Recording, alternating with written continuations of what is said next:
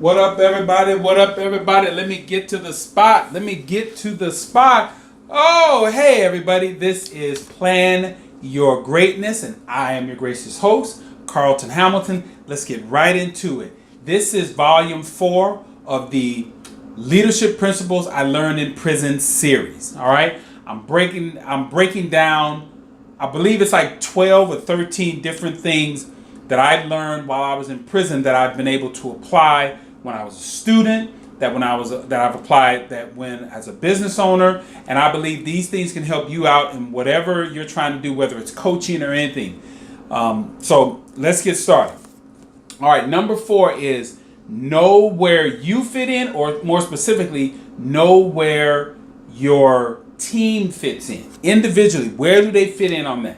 Now, I say that because a lot of times we have these systems and we look for people to fit in a particular system. But a lot of times in life, there really isn't a system. You're just trying to figure out what are people's strengths and then how they can actually fit into, your kind of company's organization. But I guess there are companies have systems or whatever's going on. But you're always looking for what is that person's strength, and can that strength be extracted and then applied to what it is, the goal that you have, whether it's sports, whether it's corporate, and in this case, it was when I was in prison. Now, one of the things that I did specifically was, and I did this unconsciously as I went back and looked over, is that I was looking for, they call it the 4 learning styles. It's a visual learner, an auditory learner, a reading or writing learner, and a kinesthetic learner. Now, each one of them has a strength. The visual learner likes to see things, charts, graphs. That really grabs their attention. The auditory learner likes to hear things. And and I'm assuming that's some vibration they hear. Then the reading and writing individual tell them some diagrams and different things like that. And then the kinesthetic learner is somebody that likes to touch, feel, move things around, need to be very active in their learning. So as I was looking at all these inmates, I was looking very closely in how they learn, because when I was in charge of the recreation department, there was a bunch of things that I had to do. There was a bunch of activities that I had. I needed referees. I needed stat keepers. I needed umpires. I needed people to just monitor some of the physical fitness activities. I needed people to monitor the chess tournaments, the spade tournaments. So I needed people of all different types of skill levels to do things. And I was also looking for if a person worked best as an individual, if they worked better as like a team builder, if there was somebody that was a leader, or there was somebody that was just an organizer.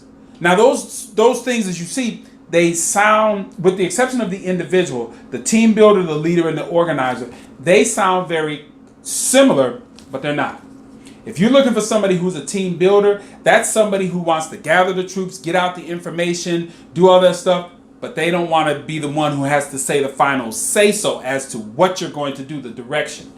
That's the leader.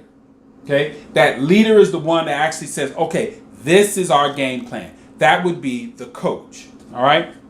Now, or like in sports, a coach on the field. You want that person, a coach. And I like football because football is broken up in so many different segments.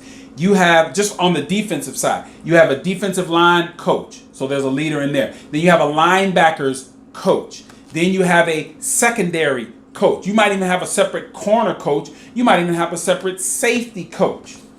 All those different coaches are leaders in their own right. Okay, but they're team builders, and they're usually organizers, but a lot of cases they're not the leader. Leader is usually the head coach. All right, but organizer, that's very similar to a team builder, but the organizer is the one that actually will say, okay, these are the little things that we're going to do as far as getting this event together, getting it planned. Then that person would hand it over to the team builder and say, okay, here's the plan. All right, we're going to go ahead and implement it this way. We're going to do this. You're going to do this, delegating duties. And then the leader is the one that actually has the final say. So to say, okay, here's all the things that we've put together. This is our vision. This is our direction. This is what we're going to accomplish.